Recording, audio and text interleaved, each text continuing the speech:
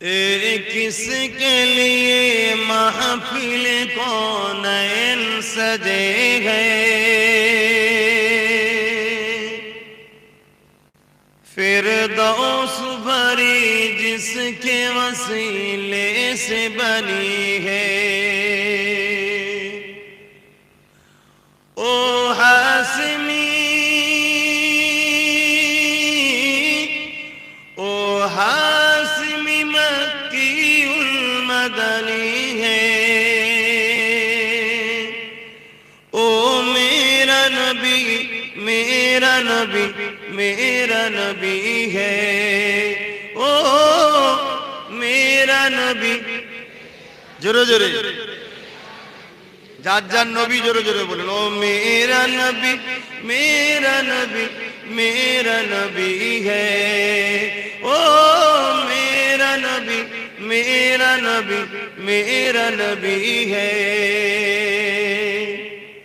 अल्लाह का फरमान lump नशरह luck सदरा मनसूब है जिससे वरफाना लक जिक्रा। बोलून अल्लाहु আকবার। আমার নবীর কত সম্মান দেখুন। আল্লাহ কোরআনে বলছেন रसूल पाक सल्लल्लाहु अलैहि वसल्लम मर्यादार कथा। अल्लाह ने फरमाया अलम नशरह लक सदरा मनसूब है जिसे वरफअना लक जिक्रा।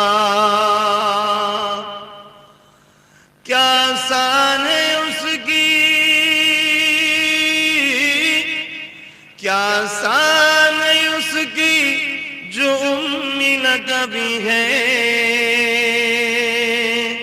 ओ मेरा नबी, मेरा नबी, मेरा नबी है। ओ मेरा नबी मुज़म्मिल मुदस्सिर यासीन ताहा क्या क्या नए अलकब से मौला ने पुकारा। मुज़म्मिल मुदस्सिर यासीन ताहा, এগুলো কার নাম? আমার রাসূলের নাম। আল্লাহ ডাকছে নবীকে, নাম ধরে ডাকে না, বিভিন্ন লকাব দিয়ে ডাকছে। কত ভালোবাসে বুঝছেন? সেই নবীকে ভালোবাসবেন না বাসবেন? ভালোবাসা কাকে বলে? তার বিরোধী করা তো, তার কথাকে অমান্য করা তো, তার দুশমনদের সঙ্গে বন্ধু করা তো। মুযাম্মিল মুদাসসির ইয়াসিন তাহা नए नए क्या क्या नए अलकब से मौला ने पुकारा। তোদেরকে খেয়াল করতে গিয়ে গন্ডগোল কিছু করছে নাকি? গোপনে গোপনে রেকর্ডিং করছে, শুধু বারবার তোদের দেখছি তো মনে মনে হাসি পেয়ে যাচ্ছে, চালাকি করছে মনে হয়। मुज़म्मिल मुदस्सिर यासीन ताहा क्या क्या नए अलकब से मौला ने पुकारा। क्या शान है उसकी, क्या शान है उसकी जो उम्मी लगा भी है। ओ मेरा नबी, मेरा नबी, मेरा नबी है। ओ मेरा नबी, ओ मेरा नबी, मेरा नबी, मेरा नबी है। अल्लाहुम्मा सल्ली अला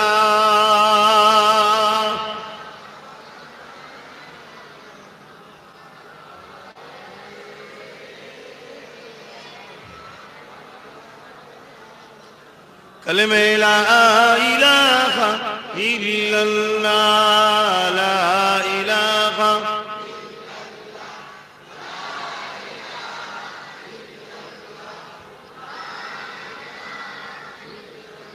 লা ইলাহা ইল্লাল্লাহ লা ইলাহা ইল্লাল্লাহ লা ইলাহা লা ইলাহা ইল্লাল্লাহ লা ইলাহা ইল্লাল্লাহ লা ইলাহা আহা আল্লাহ। অনেকে তোমাদের ঘরে ক্রিটিসাইজ করে, আমাদেরকে তোমাদের ঘরে ক্রিটিসাইজ করে, গুটকা খায়, মাথায় টুপি নেই, আর নেই, প্যান্ট শার্ট পরে আর করে ক্রিটিসাইজ করে। কিন্তু আজ দেখো দুনিয়া, এই ছেলেগুলোই বসে কিন্তু এখানে আল্লাহকে ডাকছে, লা ইলাহা ইল্লাল্লাহ, নেই কোনো ইলাহা আল্লাহ ছাড়া, মুহাম্মদ রাসূলুল্লাহ, মুহাম্মদ সাল্লাল্লাহর প্রিয় রাসূল। অনেকে ক্রিটিসাইজ করে। লেবাসটা দরকার, দাড়ি দরকার, টুপি দরকার, সুন্নতি ইউনিফর্ম দরকার, কিন্তু ঈমান ছাড়া সুন্নতি লেবাসের কোনো দাম নেই। কথা বুঝা যাচ্ছে? আর ঈমান দাড়ি নয়, ঈমান টুপি নয়, ঈমান গোল জামা নয়, ঈমান হলো প্রেম আল্লাহ, আল্লাহ রাসূলকে। জোরে বলুন সুবহানাল্লাহ। আমরা স্বীকার করছি গুটকা খাই, দাড়ি চাচি, মাথায় টুপি দিই, হালকা বয়সে অনেক গুনাহ করি, কিন্তু তা বলে ইসলামের দুশমনদের সাথে দালালি করিনি আমরা, ঠিক না বেঠি? আহা কি দুঃখ এটা! জাস্ট কিছু ছেলে তো কমসে কম এসে বসে দরুদ পড়ছে, কলেমা পড়ছে, এই মুহূর্তে ছেলেগুলোর উপরে আল্লাহ রাজি আছে, নবী বলছে। জোরে বলুন সুবহানাল্লাহ। এইভাবেই তো পরিবর্তন হয়। এক সাহাবী রাসূলের দরবারে এসেছে, হুজুর আমি মদ খাই। শোনো, মদ খাই। আল্লাহ নবীকে বললেন, বাবা তুমি খেও না, এটা হারাম জিনিস বাবা। হুজুর আপনি আমায় তওবা করে দেন। তওবা করলো, বেশ মাসখানেক খাই না, আবার খেয়ে ফেলেছে। নবীর দরবারে এসেছে, হুজুর আমি তো খেয়ে ফেলেছি। আল্লাহ নবী তাকে তওবা করাল এবং যে শাস্তি, বেতের আঘাত, দররা মারলো তাকে, যেটা আল্লাহর আইনে আছে, মারলো। আবার বেশ কয়েক মাস খাই নাই, আবার একদিন খেয়ে ফেলেছে। আবার নবীর দরবারে এসেছে, হুজুর আমি আবার খেয়ে ফেলেছি, আমাকে ইসলামের যে শাস্তি আছে সে শাস্তি দিন আর তওবা করিয়ে দিন। আমি খেতে চাইনি হুজুর, কিন্তু নেশার ঘরে খেয়ে ফেলেছি। আল্লাহ রাসূল ওকে আবার তওবা পড়ালেন, আবার দররা মারলেন, বেতের আঘাত করলেন, শাস্তি দিলেন, সাহাবাদেরকে বলে ওই যে পানিশমেন্ট শাস্তি দিলেন। আবার কিছুদিন পরে আবার একদিন শরাব খেয়ে ফেলেছে, সে নবীকে বলছে। তো নবীর দরবারে এসেছে, তখন নবী ঘরে ছিল। তার আগে সাহাবাদের সামনে এসে বসে, লজ্জা, একটা মানুষ ভুল করলে একটু লজ্জা থাকে না, থাকে না? তো লজ্জা করেছে, সাহাবার বলে তুই মদ খেয়েছিস, আবার নিশ্চয়ই ভুল করেছিস, শরাব পান করেছিস। তো সাহাবার এই দৃশ্য থেকে ওর উপরে লানত করছে, কি তুই ধ্বংস হয়ে যা, আল্লাহর গজব তোর উপরে, তুই বারবার নবীর হাতে হাত দিস, তওবা করিস, আর এরকম তওবাকে ভঙ্গ করিস। স্বাভাবিক ভাই, আল্লাহ রাসূল আহা নবী আমার শুনতে পেয়ে গেছে, তাড়াতাড়ি এসেছে, এসে বলছে খবরদার আমার এই সাহাবীকে তোমরা বদদুয়া করো না, আমি রাসূল বলছি আল্লাহ আল্লাহ রাসূলকে ভালোবাসে। জোরে বলুন সুবহানাল্লাহ। আরো জোরে বলবেন, একটু খুশি হয়ে বলুন নারে দিবে। আরে ঈমান তো আব্বাস সিদ্দিকী এনেছে, ঈমান তো পীর সাহেব, পীরজাদা, মুজাদ্দিদ, কুতুব, আবদাল সবাই এনেছে, কিন্তু কার ঈমানের সার্টিফাই রাসূল দিয়েছে বলুন তো? কারোরটা দিয়েছে কি? কিন্তু রাসূল ওই সাহাবীর ঈমানের সার্টিফিকেট দিচ্ছে যে আমি গাওয়া দিচ্ছি এ আল্লাহ, আল্লাহ রাসূলকে ভালোবাসা, অর্থাৎ ঈমানদার। জোরে বলুন সুবহানাল্লাহ। ঈমানদারকে তুচ্ছ তাচ্ছিল্য করতে নাই। শুনছেন? তুমি ভুল করেছো, তাকে বলো বাবা তুমি নামাজ পড়ছো, মাশাআল্লাহ মারহাবা, মাহফিলে যাচ্ছো, নরের তাকবীর, আল্লাহ আকবার বলছো, ভালো জিনিস, সাথে সাথে আরো পরিবর্তন হও বাবা, এইভাবে বলা দরকার।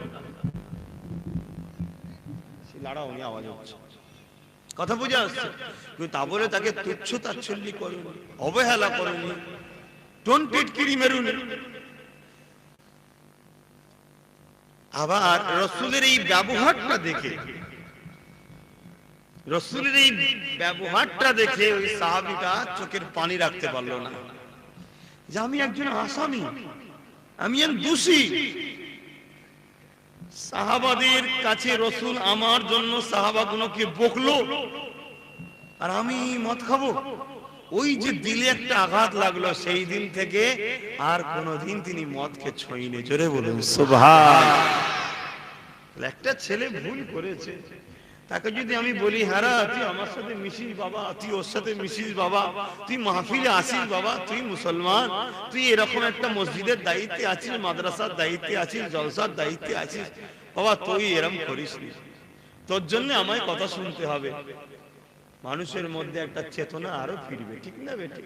কিন্তু তা বলে তাকে টোন টিটকিরি মারা ঠিক নয়। তার মহব্বত নবীর উপরে কি ছিল?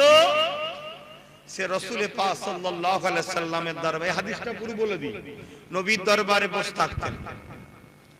সমস্ত লোকেরা আসতো, যেমন আমাদেরও দরবারে যায়, নবীর গোলাম হিসেবে আমাদের কাছে লোক যায় না, যায় না, যে মাসলা মাসাইল জিজ্ঞেস করে, বিভিন্ন সমস্যার কথা জিজ্ঞেস করে, দুনিয়ার কথা জিজ্ঞেস করে, আখিরাতের কথা জিজ্ঞেস করে, সব কথা জিজ্ঞেস করবেন, দুনিয়ার কথাও জিজ্ঞেস করতে হবে, ব্যবসার কথা, কারবারের কথা, সমাজের কথা, রাজনীতির কথা, অর্থনীতির কথা, সমাজনীতির কথা, পারিবারিক কথা, সংসার জীবনের কথা, নামাজ রোজা হজ যাকাত, সাথে সাথে দুনিয়ায় এগুলোকেও জিজ্ঞেস করতে হবে। কেন? সবকিছুই তোমাকে করতে হবে কোরআন সুন্নাহ অনুযায়ী। জোরে বলুন সুবহানাল্লাহ। তুমি যদি মন মোজ খুশি করো হবে না, নিজের খেয়াল খুশি মতো কোনো জিনিস চলবে না, তোমার স্রষ্টা যা চাই তোমাকে সেটা করতে হবে, ঠিক না বেঠিক? সেই জায়গায় যায়, কেউ জিকিরের কথা জিজ্ঞেস করে, কেউ ব্যবসা বাণিজ্যের জন্য দোয়া চায়, কেউ কিছু জায়গায় কোনো সমস্যায় পড়ে গেছে, কারবারের মসলাটা কি হবে জিজ্ঞেস করে, কার পারিবারিক সমস্যার কথা বলে। রাসূলের গোলাম হিসেবে আমাদের কাছে যায়, আমরা নবীর কথাটা তাদের কাছে শোনা, ইসলামের কথা শোনা। তো রাসূলের কাছেও সব সাহাবারা আসতো, বিভিন্ন মসলা জিজ্ঞেস করতো, আর এই বারবার সবার উত্তর দিচ্ছেন নবী বসে বসে। নবী পাক বড় ক্লান্ত হতে, মানে অর্থাৎ একটা মানুষ বারবার অনেকক্ষণ বকলে একটু কষ্ট হয় তো নাকি? এই দৃশ্যটা দেখে ওই সাহাবীটা যে ওই শরাব পান করে ফেলতো, তার মনে মনে কষ্ট, তাহারে কি আমার রাসূলের শরীরের কথা ভাববে না? সবাই মিলে শুধু বকিয়ে যাচ্ছে। তাই ওইটা মাঝে মাঝে বসে বসে ও এমন কিছু কথা বলতো, যাতে কথা শুনে নবী হেসে ফেলতেন। জোরে বলুন সুবহানাল্লাহ। আর ওর উদ্দেশ্য ছিল কি? নবী একটু হাসলে শরীরটা ফ্রি হয়ে যাবে। কথা বুঝে আসছে না? ওর এটা মনে রাখতো, তো ও নবীকে সব সময় একটু খুশিতে রাখতে চাইতো। এইটাই ছিল তার প্রেম। জোরে বলুন সুবহানাল্লাহ। এর জন্য সে ভুল করেছিল, তারপরেও তার বদদুয়ার কথা সাহাবা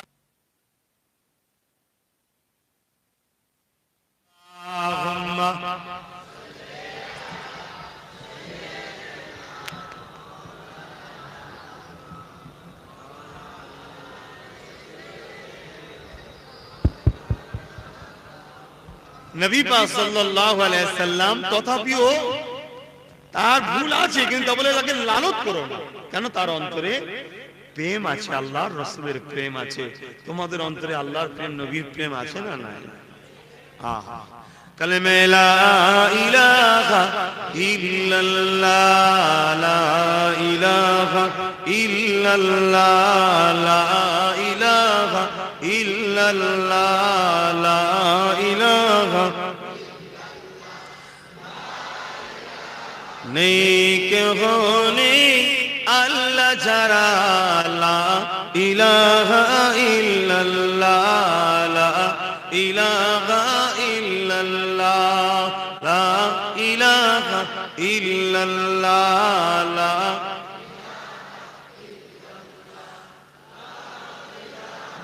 ইল্লাল্লাহু মুহাম্মাদুর রাসূলুল্লাহ। আল্লাহুম্মা সাল্লি আলা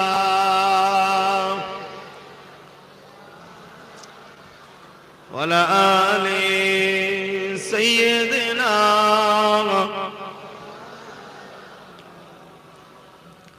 وقال الله تعالى في كلام المزيد والفرقان الحميد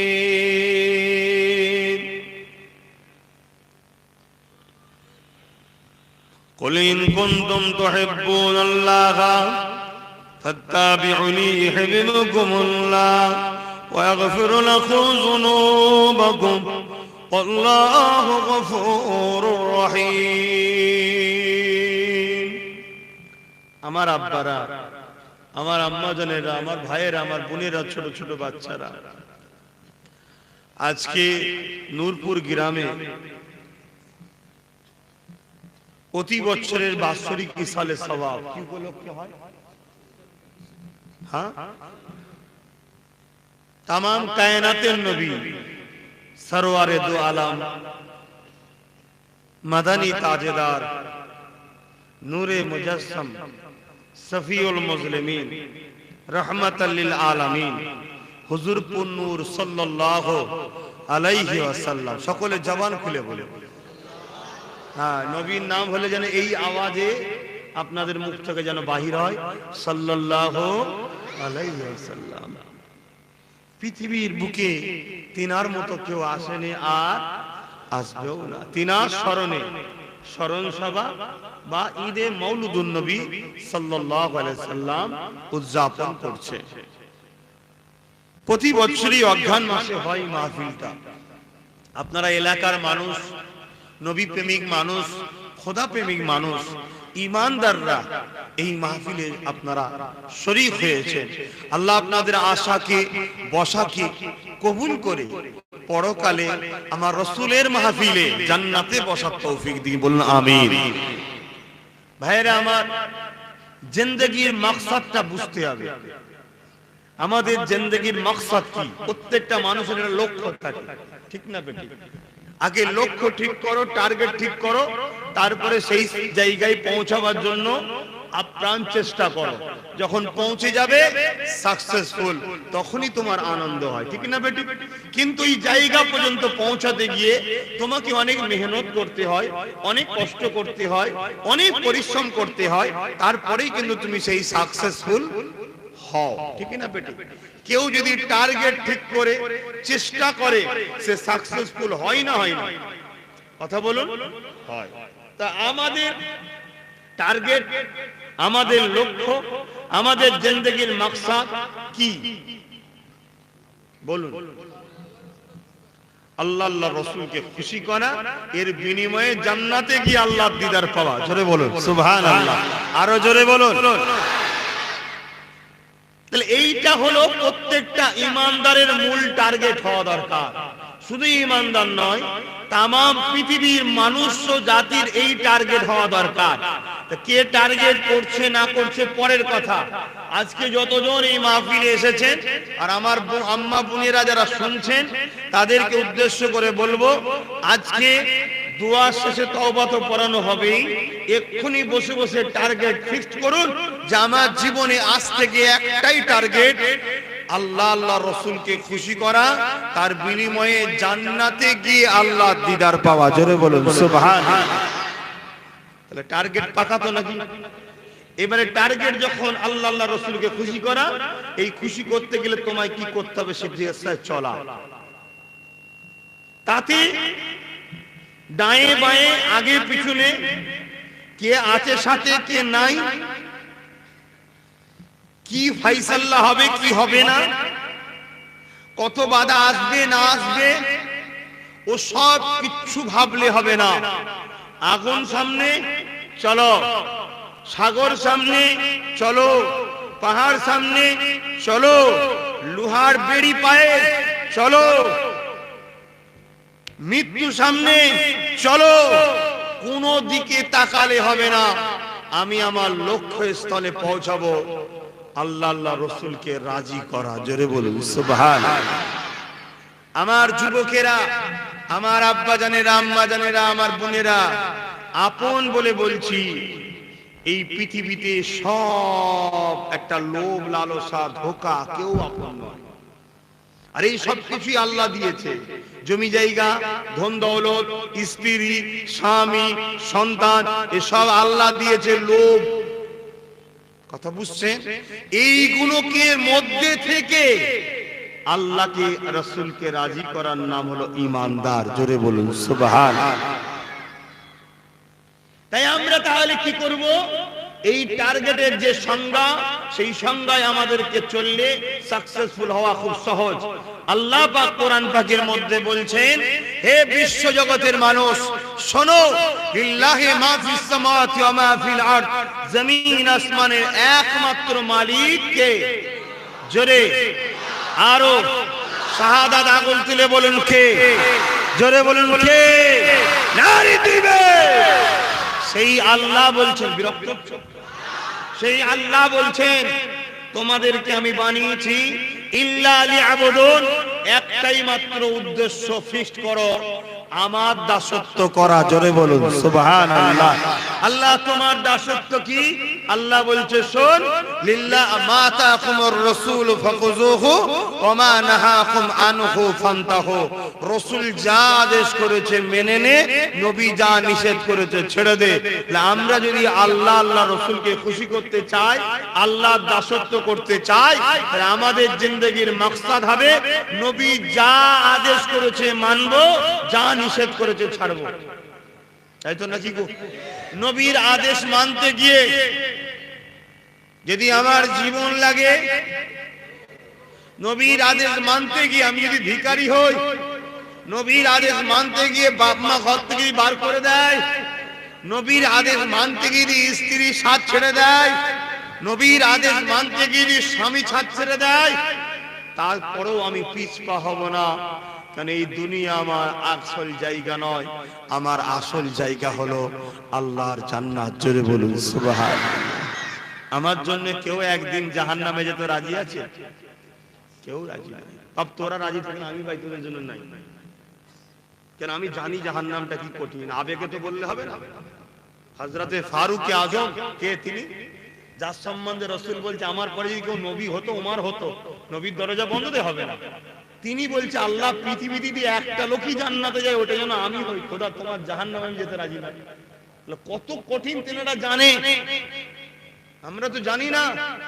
যতটুকু আল্লাহ আমায় জানিয়েছে সেই জ্ঞান থেকে বুঝেছি, 1000 বছর এই পৃথিবীতে জুলুম সহ্য করা অনেক আরাম, একদিনের জাহান্নামে থাকা, 1 ঘন্টার জাহান্নামে থাকা অনেক বেশি কঠিন। হে আল্লাহ, আমার বাপ ভাই মা বোন সমস্ত নবীর গোলামগুলোকে যার অন্তরে সরষে দানা পরিমাণ ঈমান আছে তার জন্যই দোয়া করি, তাদের সাথে আমাকেও যেন আল্লাহ জান্নাতি করে। বলুন আমিন। তাহলে আমাদের আলোচনার বিষয়টা বুঝতে পারলেন? আমাদের লক্ষ্য জীবনের হবে কি? রাসূলের আদেশকে মেনে নেওয়া, নবীর নিষেধকে ছেড়ে দেওয়া। আল্লাহ পাক তাই কোরআন পাকের মধ্যে বললেন, কুল, হাবিব আপনি বলুন, ইন কুনতুম তুহিব্বুনাল্লাহ, যারা বলে আল্লাহকে ভালোবাসি, তারা যদি সত্যি ভালোবাসে, ফাত্তাবিউনি, আগে যেন আপনাকে ইত্তেবা করে। তাই তো নাকি গো? আপনারা আমাকে ভালোবাসেন, আমাকে বেশি ভালোবাসেন না আল্লাহকে? আমি বসতে বললাম, বসে গেলেন, আমি যতক্ষণ থাকবো আপনারা থাকবেন, ঠিক না বেটি? এই তো ভালোবাসা। সেই আমাকে পেলেন কার মাধ্যমে? রাসূলের মাধ্যমে। সৃষ্টি করেছে আমায় কে? আল্লাহ। সেই আল্লাহ থেকে আমাদের কাছে কেউ আপন আছে? আমরা পেয়েছি চোখ, কান, নাক, সমস্ত কিছু পেয়েছি কার থেকে? আল্লাহ থেকে। সেই আল্লাহকে ভালোবাসা দরকার আছে না না? তিনাকে যারা ভালোবাসে, শর্ত কি? ফাত্তাবিউনি, আগে যেন নবীর ইত্তেবা করে। নবীর ইত্তেবা, নবীর মুহাব্বত, নবীর ভালোবাসা, নবীর অনুসরণ যারা করবে তাদের ঘরে আল্লাহ বলেছেন ইউহিব্বুকুমুল্লাহ, আমি আল্লাহ তাদেরকে ভালোবাসবো। জোরে বলুন সুবহানাল্লাহ। তোমরা কি চাও আল্লাহ তোমাদেরকে ভালোবাসুক? তাহলে তোমাদের কাজ কি? নবীকে ইত্তেবা করা, অর্থাৎ নবীর আদেশকে মেনে নেওয়া, নবীর নিষেধকে ছেড়ে দেওয়া। কটা আদেশ মানবেন বলুন? কটা আদেশ মানবেন বলবেন তো? দুটো মানলে চলবে? চারটে? যা আদেশ করেছে যা যা সব মানতে হবে। ছাড়বেন কটা? যা ছাড়তে বলেছে, তাই তো নাকি? কিন্তু আমরা কি করছি? আসুন, আলোচনার মাহফিল এই জন্য করা হয় যাতে করে আমরা বারবার শুনে পরিবর্তন হয়ে যায়। বলুন আলহামদুলিল্লাহ। আল্লাহ চাইলে আমরা তো আস্তে আস্তে অনেকটাই পরিবর্তন হচ্ছি। আল্লাহ যেন আরো করে, বলুন আমি।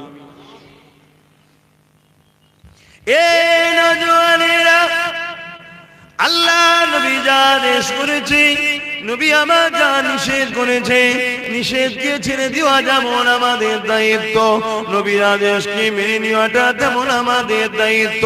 কোন নেতা কি আদেশ করলো ওটা আগে নয়, কোন পীর সাহেব কি আদেশ করলো ওটা আগে নয়, কোন ইমাম কি আদেশ করলো ওটা আগে নয়, কোন লিডার কি আদেশ করলো ওটা আগে নয়, কোন মন্ত্রী কি আদেশ করলো ওটা আগে নয়, বাপ মা কি আদেশ করলো ওটা আগে নয়। এই যুবকেরা, আমি আব্বাস সিদ্দিকও কি আদেশ করলাম ওটা আগে নয়। আমার আদেশটা যদি নবীর আদেশের পক্ষে হয় তবেই মেনে নিতে হবে। আমার কথাটা যদি নবীর পক্ষে হয় তবেই মেনে নিতে হবে। আমার মুখ থেকে কথাটা কিন্তু আদেশটা যদি রাসূলের হয় তবেই মেনে নিতে হবে। পীর সাহেবের কথাটা যদি রাসূলের কথাই হয় তবেই মেনে নিতে হবে। ইমামের কথাটা যদি রাসূলের কথা হয় তবেই মেনে নিতে হবে। লিডারের কথাটা যদি নবীর কথা হয় তবেই মেনে নিতে হবে। যদি লিডারের কথাটা, বাপ মায়ের কথাটা, পীরের কথাটা নবীর কথার খেলাফ হয়ে যায়, সে যত বড়ই নেতা, পীর সাহেব হোক না কেন, লিডার হোক না কেন, তার কথা ইসলামে মানা হারাম, চলবে না। বুঝতে পারছেন তো? আমরা তাহলে অঙ্কটাকে এইভাবে করবো এবার থেকে। আব্বাস সিদ্দিকীর কথাকেও মিলাতে হবে। আব্বাস সিদ্দিকী যেটা বলছে না নবীর বিরুদ্ধে নয় তো, তাহলে চলবে না। আমি আমার কথা বলছি বাপ, কেন সব করা যাবে বাপ, আব্বাস সিদ্দিকীর জন্য জাহান্নামও যাওয়া যাবে না, জাহান্নাম খুব কঠিন।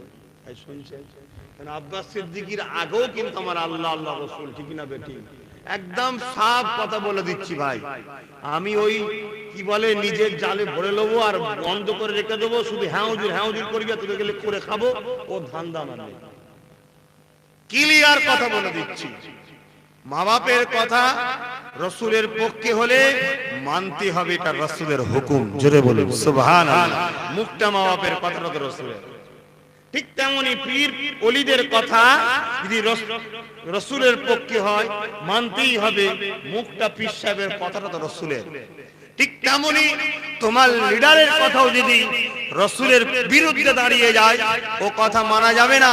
আর পক্ষে যদি হয় বাধা দেয়নি, কথাকে ক্রস করছে না, তাহলে সেই কথা মানতে কোনো অসুবিধা নাই। আর যদি বিরোধী হয়ে যায়, তুমি যদি মানো, তাহলে যা আদেশ করেছে মানা হলো না, তাহলে তোমার ঠিকানা কোথায় হবে? আমার আলোচনা অসুবিধা হচ্ছে।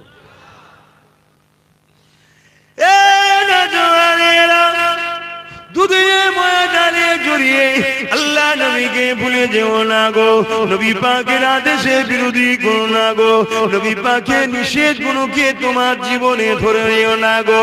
কেননা এই দুনিয়া দুদিনের মেহমান তুমি আমি গো, আমার রাসূলের থেকে আপন কেউ নাই। আল্লাহ তোমার আমার জন্য নবী পাককে বড় দয়ালু করে পাঠিয়েছে গো। ওমার সাল্লাকা ইল্লা রাহমাতাল লিল আলামিন। আল্লাহ আমার নবী পাককে তামাম আলমের জন্য দয়া করেছে।